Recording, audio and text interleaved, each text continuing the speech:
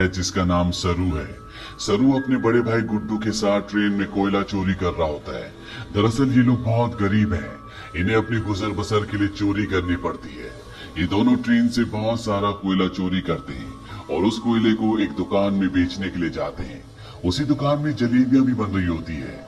सरू अपने बड़े भाई से कहता है कि मुझे जलेबी खानी है। उसका बड़ा भाई कहता है कि एक दिन मैं तुम्हें जलेबी जरूर खिलाऊंगा। उसके पास इतने पैसे नहीं है कि वो अपने छोटे भाई को जलेबियां खिला सके। सरू कहता है कि एक दिन हम दुकान की सारी जलेबियां खरीद लेंगे। अब कोयले के बदले में थोड़ा सा दूध दिया जाता है और ये दोनों भाई खेलते हुए अपने घर वापस पहुंच जाते हैं, जहाँ पर सरू और गुड्डू की एक छोटी बहन भी है।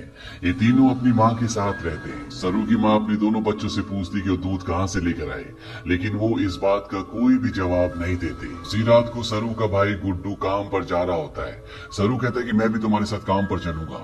उसका भाई कहता है कि तुम मेरे साथ नहीं चल सकती, क्योंकि काम पर बोरियां उठानी पड़ती है और इस काम के लिए तुम बहुत छोटे हो। सरू अपने सिर के ऊपर चेयर उठाकर दिखाता है, साथ ही साथ वो साइकिल भी उठाने की कोशिश करता है। सरू कहता है कि मैं कोई भी काम कर सकता हूँ। सरू की जिद करने पर उसके भाई को उसे अपने साथ ले जाना पड़ता है। ये दोनों के दोनों एक ट्रेन स्टेशन पहुंचते हैं। सरू अपने भाई गुड्डू की गोद में ही सो जाता है। उसका भाई उसे उठाने की कोशिश भी करता है, पर सरू बहुत छोटा है, उसे बहुत नींद आ रही होती है। वो कहता है कि मुझे सोने दो। सरू का भाई गुड्डू उसे एक बेंच पर लिटा देता है और कहता है कि मैं कल सुबह काम कर कर वापस लौट जाऊंगा, तुम यहीं पर रहना। जाने से पहले सरू अपने भाई को कहता है कि जब तुम लौटोगे तो जलेबी लेकर आना। वो कहता है कि ठीक है। सरू कहता है 2000 जलेबियां। इसके बाद उसका भाई गुड्डू काम पर चला जाता है। कुछ ही देर बाद जब रात और भी गहरी हो जाती है, स्टेशन पूरी तरह से खाली हो जाता है। इस पूरे स्टेशन पर सिर्फ एक ही बच्चा होता है और वो होता है सरू। सरू वही प्लेटफॉर्म पर खड़ी ट्रेन में जाकर बैठ जाता है। कुछ ही देर बाद उसे नींद आ जाती है। सुबह जब उसकी नींद खुलती है तो ट्रेन चल रही होती है। सरू ये देखकर घबरा जाता है और ट्रेन में चारों तरफ भागता है। वो अपने भाई को आवाज भी देता है। साथ ही साथ वो ट्रेन के दरवाजे खोलने की भी कोशिश करता है, पर दरवाजे पूरी तरह से लॉक्ड होते हैं। इसीलिए ट्रेन के कई बार रुकने के बाद भी वो ट्रेन से बाहर नहीं निकल पाता। ट्रेन की बोगी पूरी तरह से खाली है। सरू भूखा प्यासा इस ट्रेन में फंस चुका है। कुछ दिन का सफर तय करने के बाद ट्रेन कलकत्ता वेस्ट बंगाल पहुंच जाती है, यानी सरू के घर से 1600 किलोमीटर दूर। सरू मध्य प्रदेश के खांडवा डिस्ट्रिक्ट से है। वो स्टेशन पर उतरता है जहाँ पर बहुत ज्यादा भीड़ होती है। वो टिकट काउंटर पर जाता है और कहता है कि मुझे अपने घर जाना है, पर यहाँ पर सब बंगाली में बात कर रहे होते हैं। सरू को किसी की बात समझ में नहीं आती। वो वही स्टेशन पर बैठे अपने जैसे कुछ बच्चों के साथ जाकर बैठ जाता है, जिनके पास कोई भी घर नहीं होता। और कुछ ही देर बाद यहाँ पर कुछ लोग आते हैं जो उन बच्चों को उठाकर अपने साथ ले जा रहे होते हैं। सरू किसी तरह से वहाँ से भाग जाता है और वो एक बार फिर से रात के अंधेरे में इस बड़े शहर में पूरी तरह से अकेला है। उसे बहुत भूख भी लगी होती है। तभी उसे देवी माता की एक मूर्ति दिखती है। वो देवी माँ को नमन करता है और देवी माँ के चरणों में जो प्रसाद होता है वो उस प्रसाद को खाता है। अगली सुबह सरू ट्रेन ट्रैक पर चल रहा होता है क्योंकि वो अपने घर जाना चाहता है। तभी यहाँ पर एक औरत आती है जिसका नाम नूर होता है। वो सरू से पूछती है कि तुम्हारा घर कहाँ है। वो कहता है कि गणेश तल्ले। ये मध्य प्रदेश में इतना छोटा गांव होता है जिसके बारे में किसी को कुछ नहीं पता होता। नूर उसे अपने घर ले जाती है, उसे खाना खिलाती है, नहलाती है। वो कहती है कल सुबह एक आदमी आएगा जो तुम्हारी मदद करेगा, वो तुम्हें तुम्हारी मम्मी से मिलवा देगा। अगली सुबह यहाँ पर रामा नाम का एक आदमी आता है। वो सरू की पूरी बॉडी चेक करता है और नूर को धीरे से कहता है कि तुमने बहुत अच्छे से काम किया। उन्हें ऐसी लड़के की तलाश थी। सरू को इन दोनों पर शक हो जाता है, इसीलिए वो मौका देखकर इस घर को छोड़कर भाग जाता है। सरू अपने कई दिन हावड़ा ब्रिज के आसपास गुजारता है। उसे हमेशा अपनी मम्मी की याद आती है कि किस तरह से उसकी मम्मी पत्थर तोड़ा करती थी और वो अपनी मम्मी की मदद किया करता था। सरू अपनी मम्मी से बहुत प्यार करता है, पर अब वो यहाँ से 1600 किलोमीटर दूर है, जिसके बारे में सरू को कुछ भी नहीं पता। सरू को इसी तरह से यहाँ पर 2 महीने बीत जाते हैं और एक सुबह जब बारिश हो रही होती है तो वो एक कैफे के बाहर बैठा होता है। कैफे के अंदर एक लड़का कॉफी पी रहा होता है और बाहर से सरू उसकी नकल उतार रहा होता है। वो लड़का बाहर आता है और सरू को कुछ खाने के लिए देता है। इसके बाद वो सरू को अपने साथ पुलिस स्टेशन ले जाता है। वो बताता है कि इस लड़के को बांग्ला बोली नहीं आती है, हिंदी में बात करता है। जब मैंने इससे पूछा कि कहाँ से है तो इसने बताया कि गणेश तल्ले से है। इस जगह के बारे में न लड़के को ना ही पुलिस वाले को कुछ पता होता है, क्योंकि ये मध्य प्रदेश में एक बहुत छोटा सा गांव है। लड़का सरू से उसकी मम्मी का नाम भी पूछता है। सरू कहता है कि मेरी मम्मी का नाम अम्मी है। दरअसल उसे अपनी मम्मी का नाम नहीं पता होता। पुलिस उसके पेरेंट्स को ढूंढने की बहुत कोशिश करती है और सरू के घर का, उसके गांव का, उसके परिवार का कुछ भी पता नहीं चलता। इसीलिए पुलिस उसे एक अनाथ आश्रम में भेज देती है।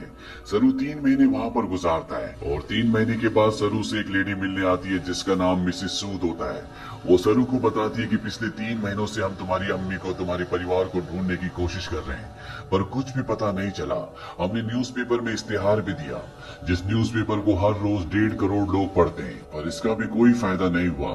सरू कहते हैं कि मेरा घर यहाँ से बहुत दूर है, मैं अपनी अम्मी के पास, गुड्डू के पास जाना चाहता हूँ। मिसेस सूद कहती है कि हमने हर जगह तलाश करने की कोशिश की, अब इंतजार का कोई फायदा नहीं है। एक ऑस्ट्रेलियन कपल है जो तुम्हें अडॉप्ट करना चाहता है, वो बहुत अच्छे लोग हैं, उनके साथ तुम बहुत खुश रहोगे, तुम्हें ऑस्ट्रेलिया जाना होगा। इसके बाद मिसेस सूद सरू को अपने साथ अपने घर ले आती है, जहाँ पर कुछ और बच्चे भी होते हैं। मिसेस सूद सबको इंग्लिश के वर्ड, टेबल मैनर से सब कुछ सिखाती हैं और अब सरू को ऑस्ट्रेलिया भेज दिया जाता है, जहाँ पर मिस्टर जॉन और उनकी वाइफ सू, जिन्होंने सरू को अडॉप्ट किया होता है, उसे देखकर वो बहुत खुश होते हैं। सरू को ये अपने घर ले आते हैं। छोटे से मिट्टी के घर में रहने वाला सरू जब इस घर को देखता है तो पूरी तरह से हैरान होता है। साथ ही साथ वो बहुत गुमसुम भी होता है, क्योंकि ये देश, यहाँ की हवा, मिट्टी सब सरू के लिए पूरी तरह से नए हैं। सरू की मॉम, जिसका नाम सू है, जिसने सरू को अडॉप्ट किया है, वो सरू से इंग्लिश में कहती है कि मुझे पता है कि तुम्हारा सफर इतना आसान नहीं था, तुम मुझे इस वक्त कुछ नहीं बता सकते, पर एक दिन तुम मुझे सब कुछ बताओगे। सरू धीरे धीरे इनकी भाषा, इनका रहन सहन सीखना शुरू कर देता है। बहुत जल्द वो इन सब के साथ कंफर्टेबल हो जाता है। मिस्टर जॉन और उनकी वाइफ सू सरू से अपने बेटे की तरह प्यार करती है, वो उसकी जिंदगी में किसी तरह की कोई कमी नहीं होने देती। 1 साल बाद ये एक और बच्चे को अडॉप्ट करते हैं, जो इनके साथ एडजस्ट नहीं हो पाता, वो अपने आप को नुकसान पहुंचाना शुरू कर देता है। पर मिस्टर जॉन और उनकी वाइफ इस बच्चे को कंट्रोल करने की, समझाने की कोशिश करते हैं, क्योंकि वो इसकी मदद करना चाहते हैं। उसी रात को मिसेस सू रो रही होती है। सरू उनके पास जाता है, उनके आंसू पोंछता है और उनके गले से लग जाता है, यानी कि अब उसने पूरी तरह से उन्हें अपनी मॉम मान लिया है। धीरे धीरे वक्त बीतता और 20 साल बीत जाते हैं। सरू अब बड़ा हो चुका है। मिस्टर जॉन और उनकी वाइफ, जो सरू के मॉम डैड है, उनको सरू पर गर्व होता है। वो होटल मैनेजमेंट की पढ़ाई करने के लिए मेलबोर्न जा रहा होता है। वो अपने उस भाई से भी मिलता है जिसे मिस्टर और मिसेस जॉन ने सरू के बाद अडॉप्ट किया था, लेकिन ये दोनों एक दूसरे को पसंद नहीं करते। सरू अब होटल मैनेजमेंट की इंट्रोडक्टरी क्लास में पहुंच जाता है, जहां पर सब अपने बारे में बताते हैं। सरू कहता है कि वो अपना होटल खोलना चाहता है, साथ ही वो ये भी बताता है कि वो इंडिया में कैलकाटा से है। इसके बाद यहाँ पर जितने भी स्टूडेंट्स होते हैं, वो सब के सब हाउस पार्टी रखते हैं, जहाँ पर सरू भी जाता है। यहाँ बहुत सारे इंडियन स्टूडेंट्स भी होते हैं, इसीलिए यहाँ पर खाने में बहुत सारा इंडियन फूड होता है। और सरू जब वहाँ पर जलेबियां देखता है तो उसे बचपन का वो लम्हा याद आ जाता है, जब उसने अपने भाई गुड्डू से जलेबी खाने के लिए कहा था और जवाब में उसके भाई गुड्डू ने कहा था कि वो उसे जलेबी जरूर खिलाएगा। सरू ने कहा था कि एक दिन वो सारी जलेबी खरीद लेंगे। सरू को जब ये लम्हा याद आता है तो उसकी आंखों में आंसू आ जाते हैं और वो अपने दोस्तों को बताता है कि वो कैलकाटा से नहीं है, वो किसी और जगह से है। बचपन में वो खो गया था, वो एक ट्रेन में बैठ गया था और जब ट्रेन रुकी तो वो कैलकाटा पहुंच गया था। यहाँ पर एक लड़का उससे पूछता है कि वो ट्रेन में कितने दिन तक था। सरू कहता है 2-3 दिन तक। वो लड़का उसके गांव का नाम पूछता है। सरू कहता है गणेश तले, लेकिन सरू को अब ये भी नहीं पता कि वो अपने गांव का नाम अच्छे से प्रोनाउंस कर पा रहा है कि नहीं, क्योंकि उसे हिंदी बोलनी नहीं आती, वो अब सिर्फ इंग्लिश बोल सकता है। यहाँ पर एक लड़का उसे कहता है कि कैलकाटा के हावड़ा ब्रिज से, जहाँ पर तुम बचपन में पहुंचे थे, और वहां से हम टाइम और ट्रेन की स्पीड को कैलकुलेट करें और वापस जाए तो हम तुम्हारे गाँव के आसपास के रेडियस में पहुंच सकते हैं। यहाँ पर एक लड़की उसे गूगल अर्थ के बारे में बताती है। वो कहती है गूगल अर्थ के सहारे तुम दुनिया की किसी भी जगह को ढूंढ सकते हो, पर सरू इस बारे में और ज्यादा बात करने से मना कर देता है। इसके बाद ये पार्टी से निकल जाते हैं। सरू के साथ एक लड़की भी होती है जिसका नाम लूसी होता है। ये दोनों एक दूसरे की तरफ अट्रैक्टेड होते हैं, इसीलिए रात को ये दोनों एक दूसरे के फिजिकली बहुत क्लोज हो जाते हैं।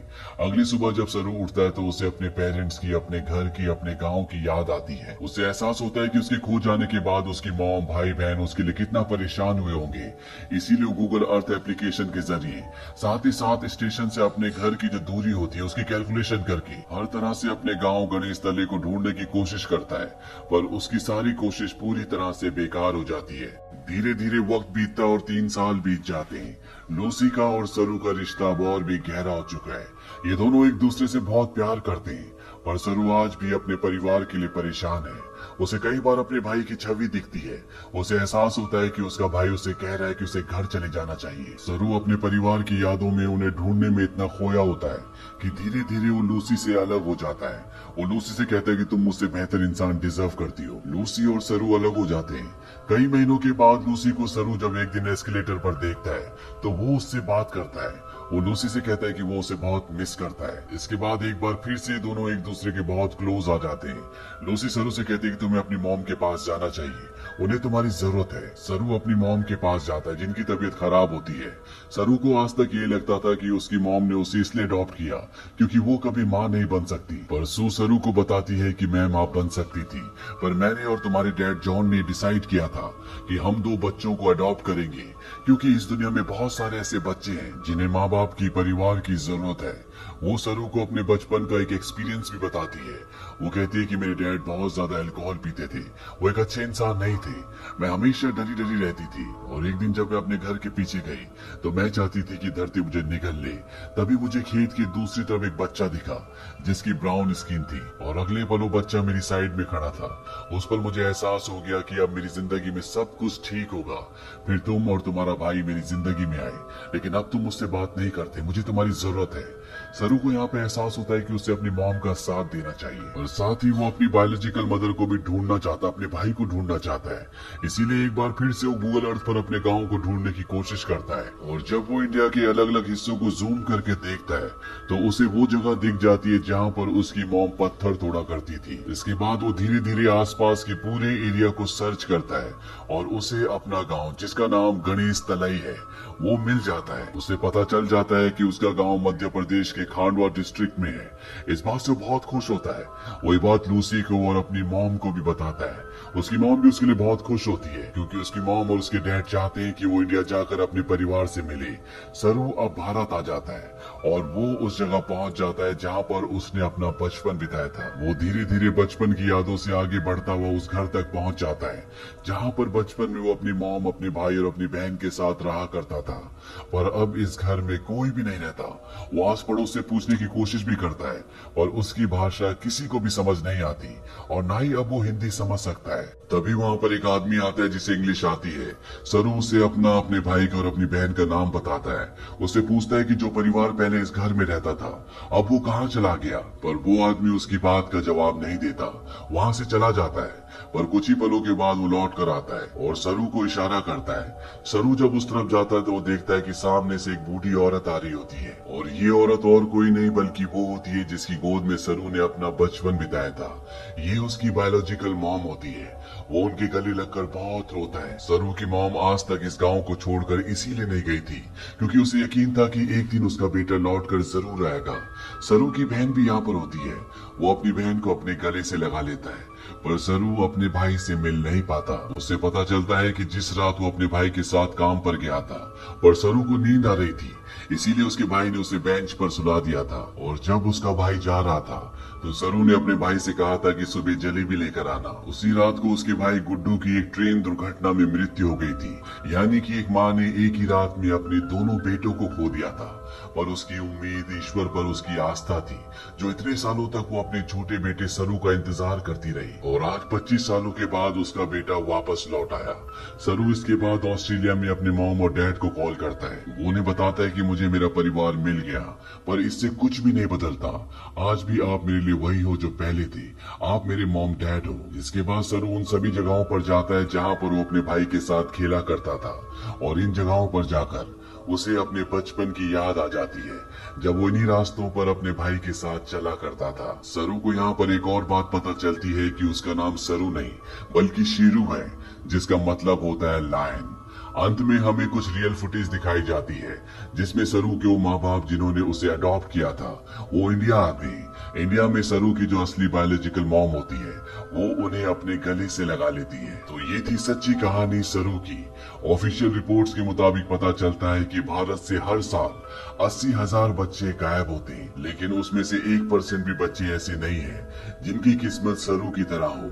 इसीलिए इस पूरी कहानी, इस पूरी फिल्म के जो हीरो है वो और कोई नहीं बल्कि मिस्टर जॉन और उनकी वाइफ सू है, जो अपने बच्चे पैदा कर सकते थे, पर उन्होंने फैसला किया कि वो अपने बच्चे पैदा ना करके उन बच्चों को अडॉप्ट करेंगे जिनके पास घर नहीं है, ताकि उन्हें एक अच्छा घर मिल सके।